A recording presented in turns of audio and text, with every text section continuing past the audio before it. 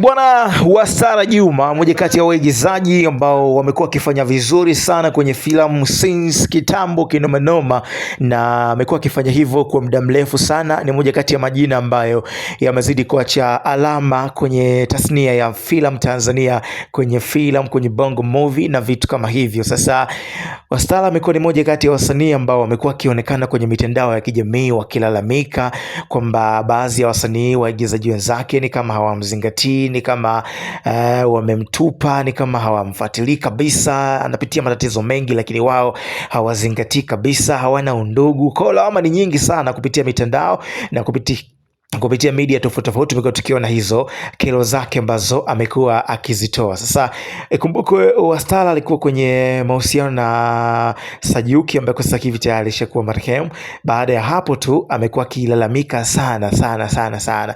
Sasa Dudu Baya of course ni mmoja kati ya mpenzi wake kwa sasa ambaye amekuwa akitoka naye na amekuwa akidate kwa muda mrefu sana.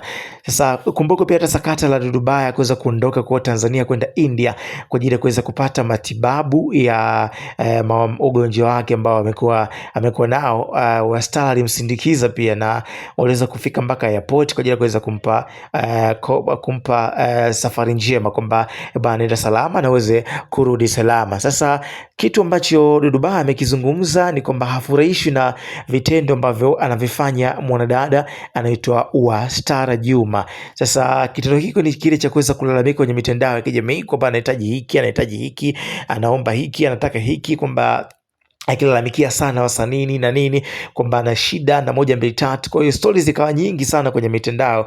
Dudu Baya akazungumza kwamba hafurahishwi na hizo moments ambazo anazifanya Wastara Juma, na akasema kwamba yeye hawezi kutoka, anaweza kuwa kwenye mahusiano na mtu ombaomba, yani kila siku yeye ni kulalamika kwenye mitandao ya kijamii. Inakuwaje story kama hizi zinakuwa zinaenda viral bana? Sasa Dudu Baya akasema kwamba amekuwa ni mtu ambaye akiombaomba kila siku, kila kukicha kupitia media tofauti tofauti akiomba msaada. Kwa nini amekuwa akiomba msaada kila siku, kati anajulikana kwamba ni mmoja kati ya wasanii wa kongwe ambao wamekuwa akifanya vizuri? Ina maana hawakujiwekea investments kwenye kile ambacho alikuwa anakifanya, pengine kimsaidie baadaye. Dudu Baya akavunja ukimya, hafurahishwi na hicho kitendo ambacho anakifanya mwanadada huyu anaitwa Wastara Juma. Sasa Wastara akaja kumjibu akamwambia kwamba baada ya kuonekana kama sasa umesha dili na mimi kwa muda mrefu, baada ya kuonekana tumedate kwa muda mrefu, umeridhika ambacho umekuwa umekikipata, basi unaanza kuzungumza kwenye mitandao ya kijamii na kuonekana kama unanikashifu, kitendo ambacho